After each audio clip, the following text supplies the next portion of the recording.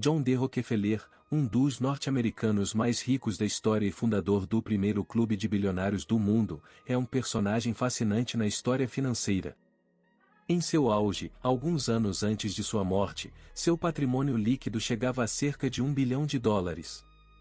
Pode não parecer muito em comparação com os magnatas da tecnologia de hoje, mas devemos lembrar que estamos falando de uma época em que o Produto Interno Bruto, PIB, anual dos Estados Unidos era de apenas US$ 39,1 milhões. Para colocar isso em perspectiva, sua fortuna representava impressionantes 3% do PIB dos Estados Unidos naquela época. Se ajustarmos esse valor para dólares de 2020, veremos que John D. Rockefeller teria uma fortuna de US$ 450 bilhões, superando facilmente a riqueza combinada de Elon Musk, Bill Gates e Jeff Bezos. Agora, você deve estar se perguntando onde foi parar toda essa riqueza. Claro, John Rockefeller faleceu quase um século atrás, mas se houve alguma fortuna que deveria ter perdurado por gerações, certamente seria a dele, não é verdade? A mesma pergunta pode ser aplicada a muitos outros magnatas históricos cujas fortunas parecem ter desaparecido no esquecimento, com exceção talvez de alguns nomes gravados em edifícios aleatórios, edifícios que eles nem sequer possuem. Você pode pensar que o destino dessas fortunas foi a divisão entre gerações sucessivas, tornando-se cada vez mais diluída com o tempo. No entanto, a realidade é um pouco mais complexa do que isso. Além disso, a verdadeira razão por trás da queda desses impérios financeiros pode nos revelar muito sobre como o dinheiro funciona quando é transmitido ao longo das gerações e da história. Vamos explorar a explicação convencional para o fenômeno das fortunas perdidas.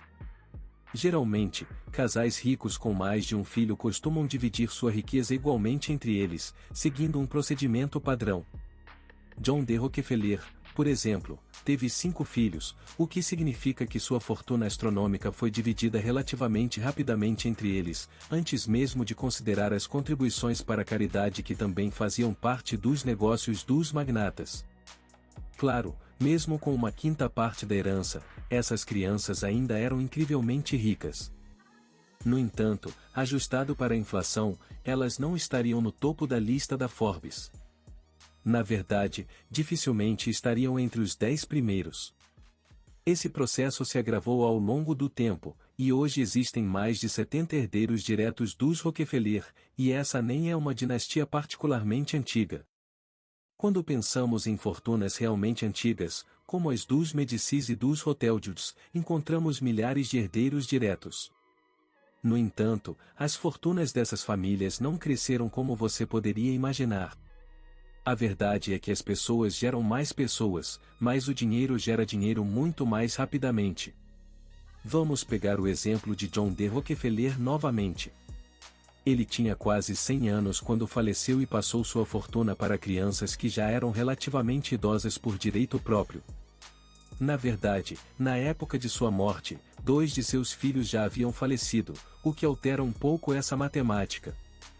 No entanto, em média, os bilionários globais de hoje tendem a ter cerca de 3 filhos. Quando essa fortuna é dividida por 3 e transmitida, a maior parte não é na forma de dinheiro, mas na forma de fundos familiares que detêm uma ampla seleção de ativos. Aqui entra a questão crucial: os ativos tendem a se valorizar. Ações nas maiores empresas petrolíferas do mundo e um amplo portfólio de alto perfil no mercado imobiliário tiveram um desempenho notável nos anos após a morte de John D. Rockefeller em 1937.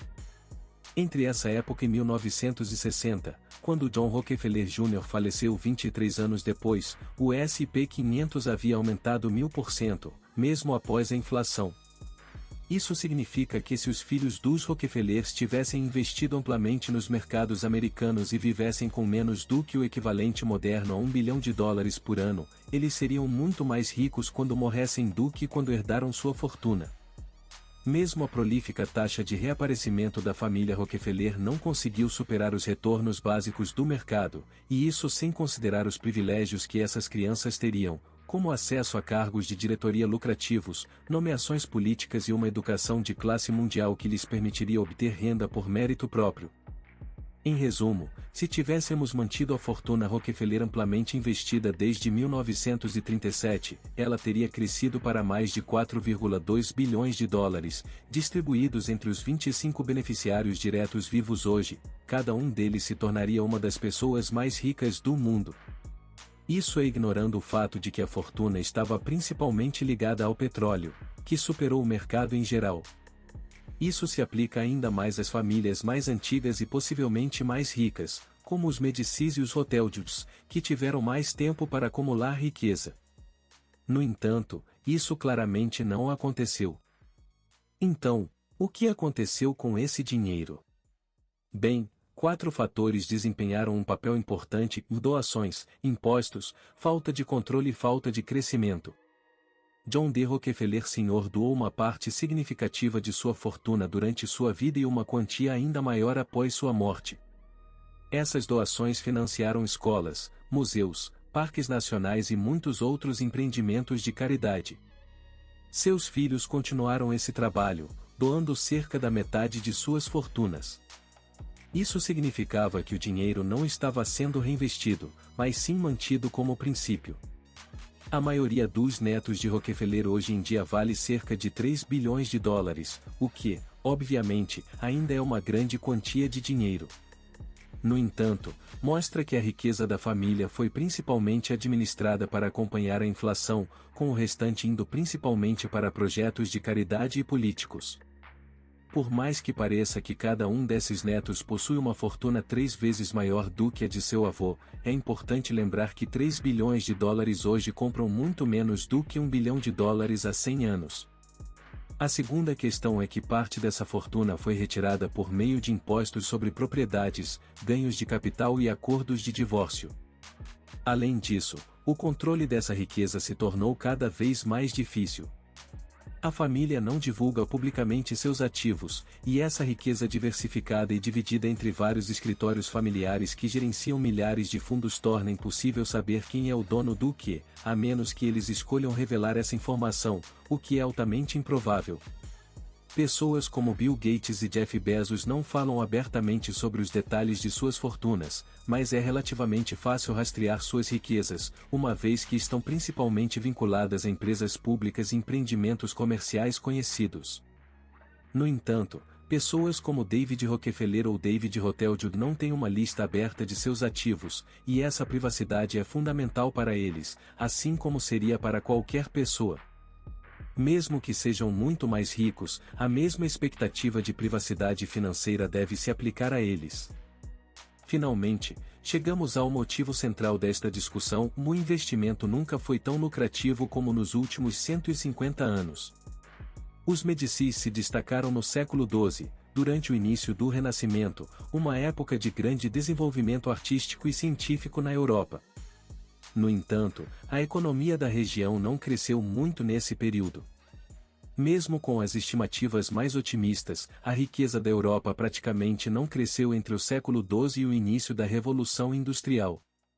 A maioria das pessoas estava satisfeita em viver uma vida semelhante à de seus pais e deixar para seus filhos um legado semelhante. A ideia de inovação técnica e investimentos de capital não existia na mesma medida que hoje. Devido a isso, a lógica de fazer o dinheiro gerar mais dinheiro por meio de investimentos no mercado não se aplicava da mesma forma que nos últimos 150 anos. Portanto, a riqueza acumulada ao longo das gerações se dissipava, sem a oportunidade de gerar mais riqueza. É possível que esse seja um fenômeno que está retornando, já que estamos nos acostumando com a ideia de crescimento constante em um mundo finito. Se você fosse um aspirante a líder financeiro que deseja estabelecer uma dinastia financeira duradoura, existem empresas especializadas que podem ajudar. Essas empresas de gestão de patrimônio podem estruturar fortunas familiares de modo que permaneçam praticamente intactas ao longo do tempo. Elas auxiliam na redação de testamentos e sugerem estratégias de investimento para obter um crescimento sustentado a longo prazo. Também tem um papel importante na educação das gerações mais jovens, garantindo que estejam preparadas para gerenciar a fortuna quando chegar a hora. Normalmente, essas empresas sugerem uma estrutura em que a maior parte da riqueza é passada para um único herdeiro, diluindo-a entre os descendentes. No entanto, essas estruturas se tornaram mais impopulares ao longo das décadas, à medida que mais e mais pessoas ricas concordam em doar a maior parte de suas fortunas para instituições de caridade após sua morte. Esses dois planos, o de manter a riqueza na família e o de doar para a caridade, são incompatíveis. Doar dinheiro para a caridade pode impedir que futuras gerações se tornem escravas de uma riqueza que não conquistaram. Mas mesmo quando as pessoas ricas optam por doar suas fortunas, é importante garantir que o dinheiro seja usado de maneira eficaz e ética. Algumas instituições de caridade podem acabar servindo principalmente para enriquecer seus administradores, em vez de beneficiar a humanidade. Para concluir, o destino das fortunas ao longo das gerações é complexo e influenciado por doações, impostos, falta de controle e falta de crescimento. O investimento bem-sucedido ao longo das últimas décadas é uma anomalia, e a gestão financeira eficaz é essencial para garantir que o dinheiro sirva ao bem comum. Se você gostou deste conteúdo e deseja continuar aprendendo sobre como o dinheiro funciona, considere se inscrever em nosso canal. Estamos à disposição para discutir essas questões financeiras fascinantes em maior profundidade.